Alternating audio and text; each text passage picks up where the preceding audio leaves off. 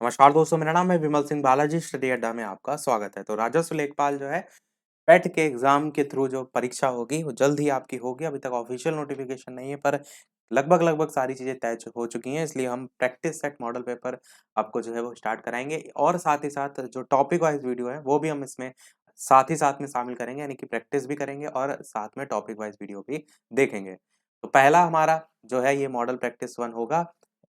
तो इसलिए हम आपको थोड़ा-सा सिलेबस भी बता रहे हैं कि यहाँ पर अगर आप देखेंगे तो हिंदी जो है, गणित जो है, सामान्य ज्ञान है और ग्राम्य समाज, ये 4 पोर्शन आपको देखने को मिलेंगे। प्रश्नों की संख्या इस तरीके से 25-25 करके होगी, निर्धारित अंक इसी प्रकार से होगा और समय जो है वो 2 घंटा यानी कि 120 मिनट का होगा। साथ ही साथ नेगेटिव मार्किंग भी होगी, तो ये भी यहाँ पर आपको बहुत विशेष ध्यान रखना है, और नेगेटिव 1/4 अंकों की जो है वो होगी। कोर्स में ये सारी चीज़ें हैं, सामान्य हिंदी, गणित में ये सारी चीज़ें हैं। कोर्स में आपको पहले ही दिखा चुका हूँ, बीजगणित, रेखागणित, सामान्य ज्ञान, ये सारी चीज़ें आपके सामान्य ज्ञान में है, और ग्राम्य समाज और विकास में ये सारी चीज़ें हैं। तो चलिए, सबसे पहला जो पोर्शन हिंदी का आता है, उसके आज हम 25 प्रश्न, टोटल 25 करके आते हैं ना, आपको मैंने ऊपर दिखाया, तो 25 प्रश्न जो है वो आज हम देखेंगे। तो चलिए शुरू करते हैं सामान्य हिंदी के 25 प्रश्न।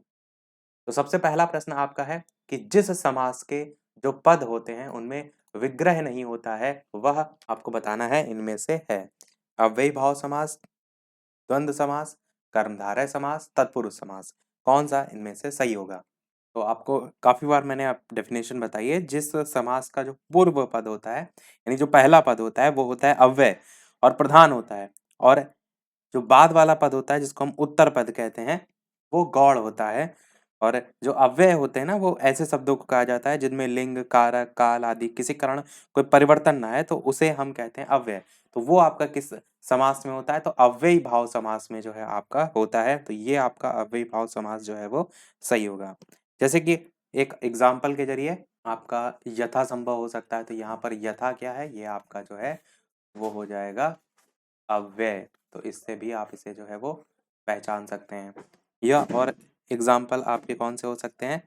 तो प्रतिदिन भी आपका है, प्रति जो इसमें पहला पद है, पहला पद वहां पर आपका प्रमुख हो जाएगा। तो इस तरीके से अव्ययीभाव समास कह सकते हैं कि जिनके पदों में विग्रह नहीं होता। दूसरा प्रश्न है कि सूर्योदय किस संधि का उदाहरण है? दीर्घ स्वर, गुण स्वर, यड़ स्वर या फिर वृद्धि स्वर? तो सूर्योदय के लिए आपको इसका पता होना चाहिए संधि विच्छेद, जिससे आप इसे पहचान सकते हैं। तो सूर्य और उदय, इस तरीके से आपका ये अलग अलग होगा।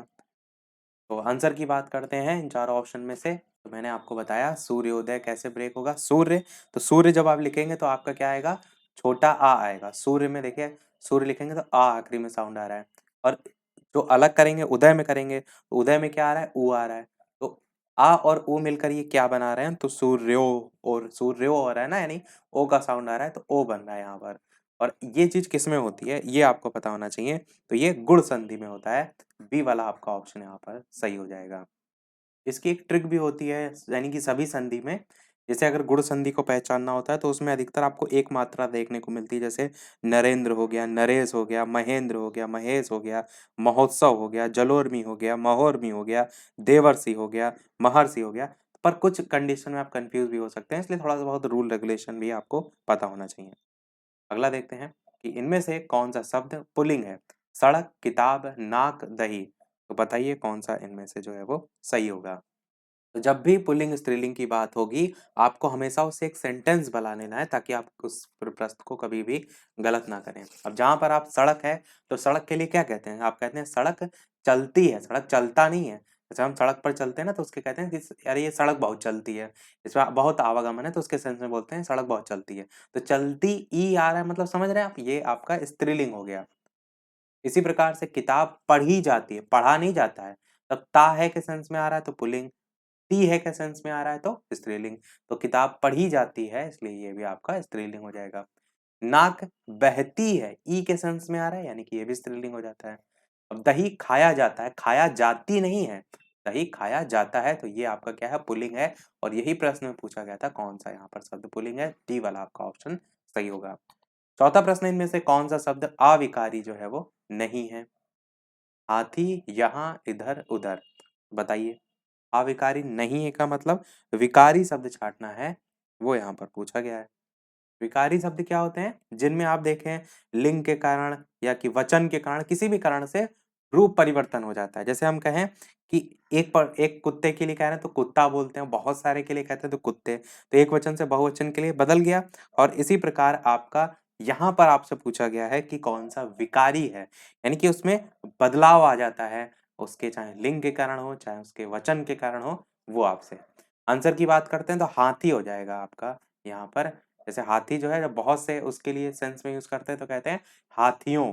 तो इसीलिए आपका या पुल्लिंग से स्त्रीलिंग में चेंज कर रहे हैं तो हाथी का हथनी हो जाता है। तो ये क्या है? चेंज हो रहा है। जो चेंज हो जा रहे हैं वो होते हैं विकारी, विकार हो जाए, उनमें परिवर्तन आ जाए। उसके आगे लग गया, कहता है जिसके भी आगे लग गया मतलब वो चीज़ ना हो, तो अविकारी मतलब चेंज ना हो। अब यहाँ जैसे है, यहाँ आपको कहीं भी सेंटेंस में यूज़ करें, किसी भी संदर्भ में यूज़ करें, वो यहाँ का यहाँ ही रहेगा। ऐसे इधर भी होगा, ऐसे उधर भी होगा। ये सभी तीनों क्या हैं? ये अविकारी हैं, तो आंसर आपका यहाँ पर ए वाला हो जाएगा जो कि अविकारी नहीं है। 5वां प्रश्न देखते हैं। इनमें से कौन-सा शब्द अनिश्चित संख्यावाचक विशेषण नहीं है आपसे पूछा गया है? 10, कुछ, कई, सब कुछ। अब देखिए क्या पूछा गया है, एक तो अनिश्चित है मतलब निश्चित नहीं है आपको कि वो नंबर कितना है, तो ये सबसे पहले देखना है। और दूसरा कह रहा है संख्यावाचक है, संख्यावाची होना चाहिए और साथ में कह रहा है नहीं है मतलब अनिश्चित वो नहीं होना चाहिए, यानी कि निश्चित होना चाहिए। अब देखिए 10 जो है ये एक संख्या निश्चित है, तो ये आपका आंसर बिल्कुल हो सकता है। कुछ जो है वो निश्चित नहीं है, यानी कि ये अनिश्चित में आएगा, जबकि प्रश्न में नहीं पूछा गया है, तो बी वाला ऑप्शन कट जाएगा। कई भी जो है, पता नहीं कई लोग आए हैं घूमने तो हमें नहीं पता, तो ये भी आपका अनिश्चित में ही आएगा। इसी प्रकार सब कुछ भी जो है आपका अनिश्चित में ही आएगा, पर जो 10 संख्या है, ये आपके एक निश्चित संख्यावाचक विशेषण में आएगा और प्रश्न में यही पूछा गया था कौन-सा अनिश्चित संख्यावाचक विशेषण नहीं है, तो ए वाला सही होगा। अगला इनमें से कौन जातिवाचक संज्ञा का उदाहरण नहीं है आपसे पूछा गया है? आदमी, औरत, विद्यार्थी, भारत। तो बताइए इनमें से कौन-सा सही होगा? जातिवाचक संज्ञा का उदाहरण नहीं है। कई बार क्या देखते हैं हम जातिवाचक संज्ञा देखते हैं प्रश्न में और ढूँढने लगते हैं और आंसर टिक करके आगे निकल जाते हैं। प्रश्न में नहीं जब भी लिखा हो उसको आपको ज़रूर देखना है।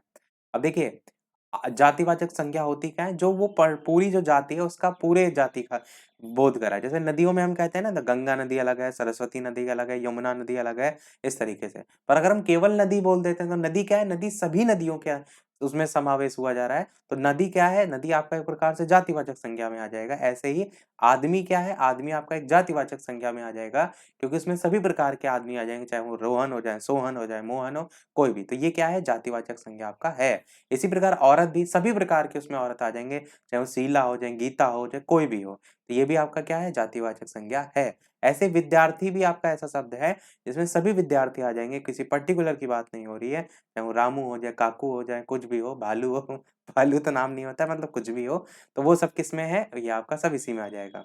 पर अगर बात की जाए भारत की, इस चीज़ को समझिए, अगर बात की जाए भारत की, तो ये आपका जातिवाचक संज्ञा का उदाहरण नहीं है। अब ये जातिवाचक संज्ञा क्यों नहीं? क्योंकि ये क्या कर रहा है, किसी पर्टिकुलर स्थान का बोध करा रहा है, किसी व्यक्ति या वस्तु या स्थान, इस तरीके की जो चीज़ें आती हैं, वो किसमें आती हैं? व्यक्तिवाचक संज्ञा में आती हैं। तो डी वाला आपका व्यक्तिवाचक संज्ञा में आएगा, ना कि जातिवाचक में। और प्रश्न ये कह रहा था कौन-सा जातिवाचक संज्ञा का उदाहरण नहीं है संज्ञा का, तो भारत नहीं है।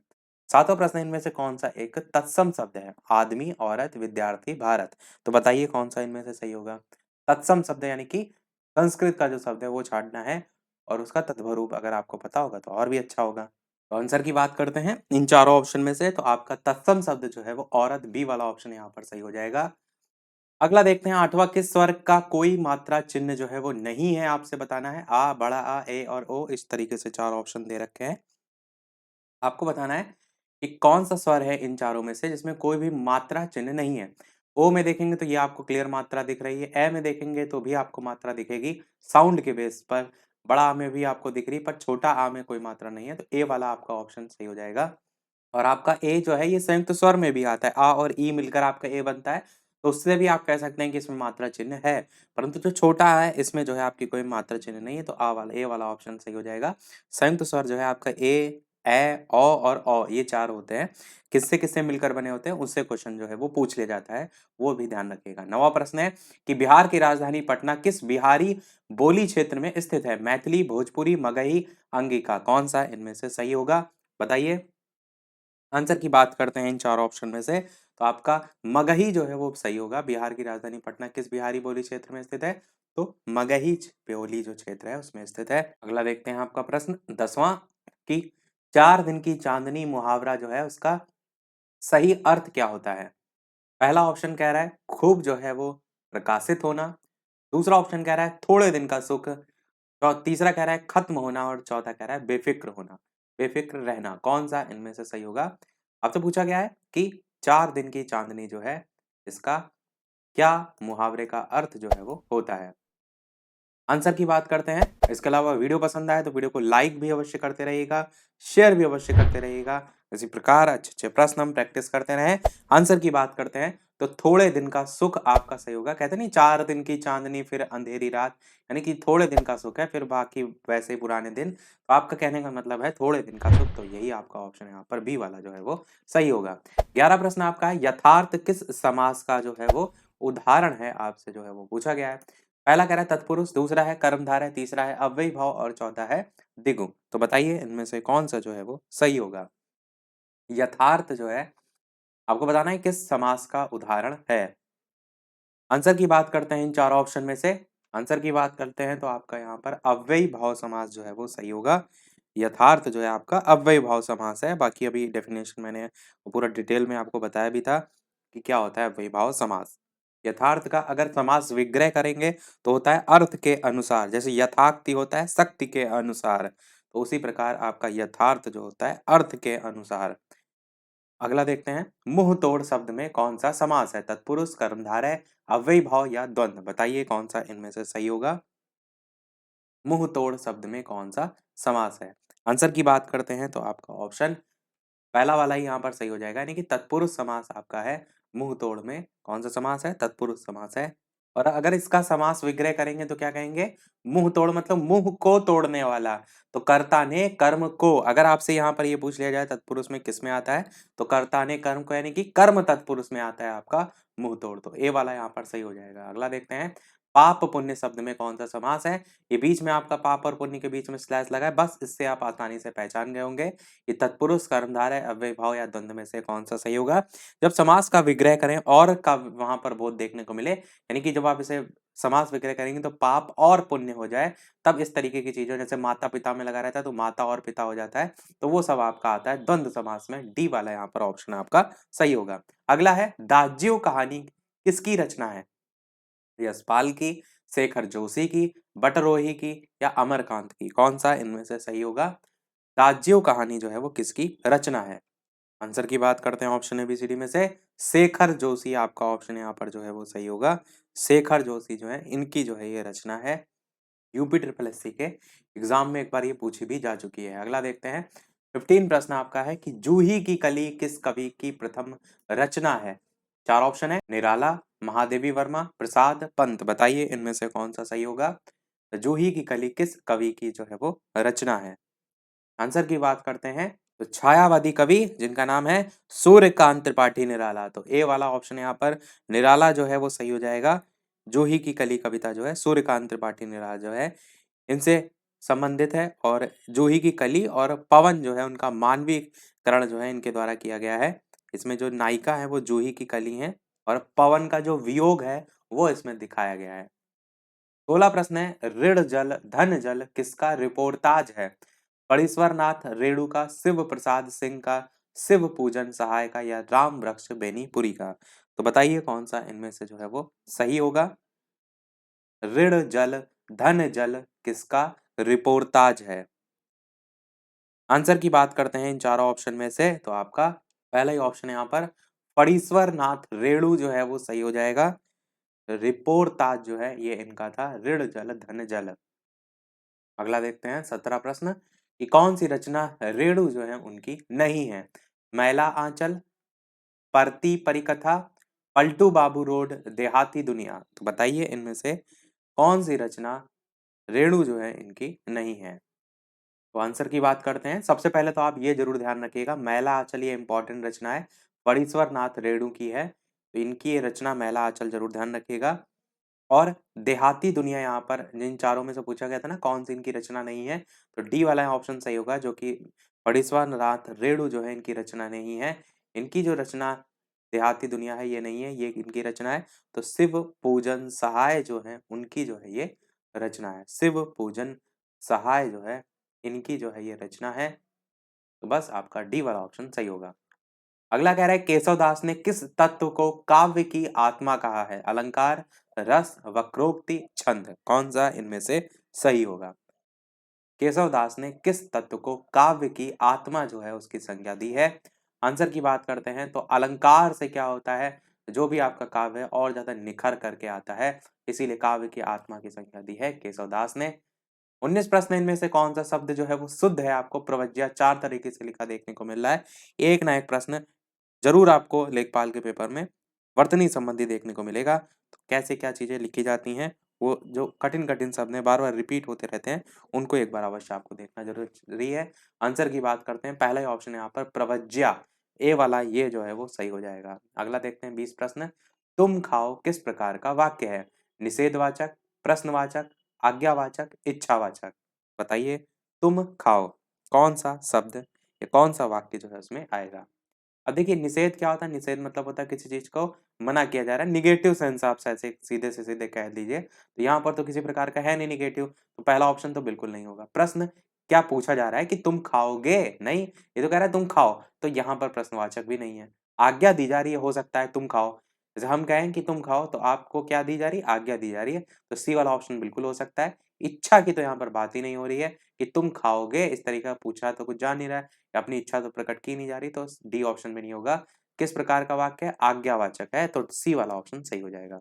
21 प्रश्न है, हिया जो है इसका तत्सम शब्द क्या होगा? रिया, हंसना, हृदय, दिल। बताइए, तत्सम पूछा गया है। आंसर की बात करते हैं इन चार ऑप्शन में से, हिया का तत्सम होता है हृदय। हो सकता हो ना आपने सुना हो, अच्छा प्रश्न है।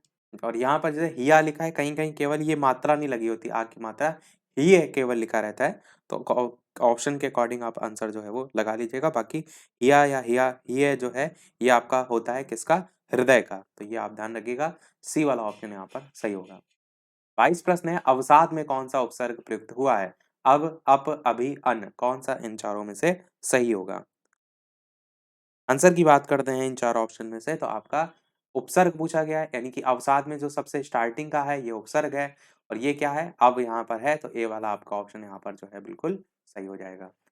अगला प्रश्न है 23, दुह प्लस कर किसकी संधि है? दुष्कर, दुष्करे, दुकर, दुकरा, इस तरीके से चार ऑप्शन है, बताना है कौन सा आपको सही होगा। आंसर की बात करते हैं तो आपका ऑप्शन दुष्कर जो है ये आपका पहला ऑप्शन सही होगा। दुष्कर का जो संधि विच्छेद होता है ना, वो आपका आता है दुह प्लस कर, इस तरीके से, तो ये आपकी विसर्ग संधि में आएगा। पहला वाला ऑप्शन यानी कि ए यहाँ पर सही हो जाएगा। सेकंड लास्ट प्रश्न आपका है गगनचुंबी, इसके बाद लास्ट प्रश्न देखेंगे। टोटल 25 प्रश्न हिंदी पोर्शन के आते हैं और एक प्रश्न लास्ट में हम आपसे भी पूछेंगे।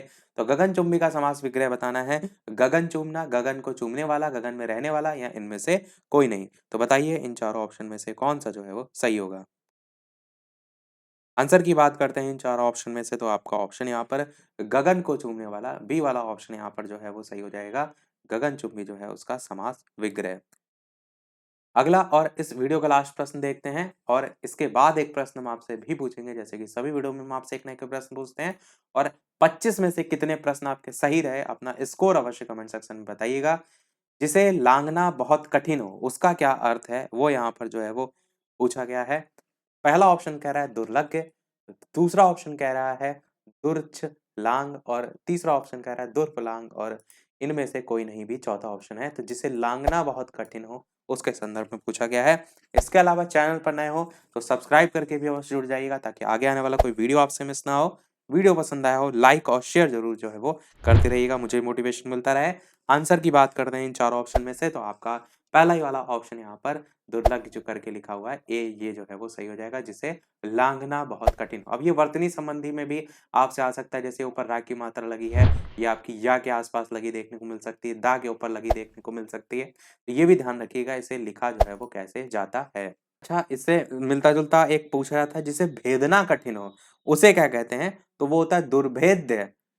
इस चीज को समझिए, थोड़ा बहुत ही अंतर है। लांघना मतलब पार करना होता है, भेदना मतलब जिसे पार पाना आप कह सकते हैं, तो अलग-अलग संदर्भ में पूछ लिया जाता है। तो अब एक प्रश्न आपके लिए भी, जैसे कि सभी वीडियो में हम आपसे एक न एक प्रश्न पूछते हैं, ये है आपका इस वीडियो का प्रश्न, जिसको आपको वीडियो के मेन कमेंट में आंसर बताना है। इसी के बाद के जो प्रश्न हैं, वो सामान्य ज्ञान के भी 25 प्रश्न और करंट अफेयर मिक्स करके आते हैं, वहीं से हमने क्वेश्चन लिया है, यानी कि आगे हम जो प्रश्न कराएँगे उसमें इसका आंसर भी बताएँगे। तो मेहरौली लौह स्तंभ कहाँ स्थित है?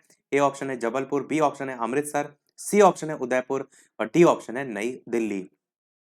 इन चारों में से कौन-सा सही होगा? अपना आंसर वीडियो के मेन कमेंट में टाइप करके जो है वो बताइएगा। लाइव टाइमिंग 2 है, दोपहर के 3 बजे और शाम के 8 बजे। तो लाइव आकर भी वीडियो आप देख सकते हैं, प्रश्नों की प्रैक्टिस कर सकते हैं। तो आज के वीडियो में इतना ही रखते हैं। मिलते हैं अगले वीडियो में कुछ नए प्रश्नों के साथ, नए टॉपिक के साथ। तब तक के लिए नमस्कार। जय हिंद।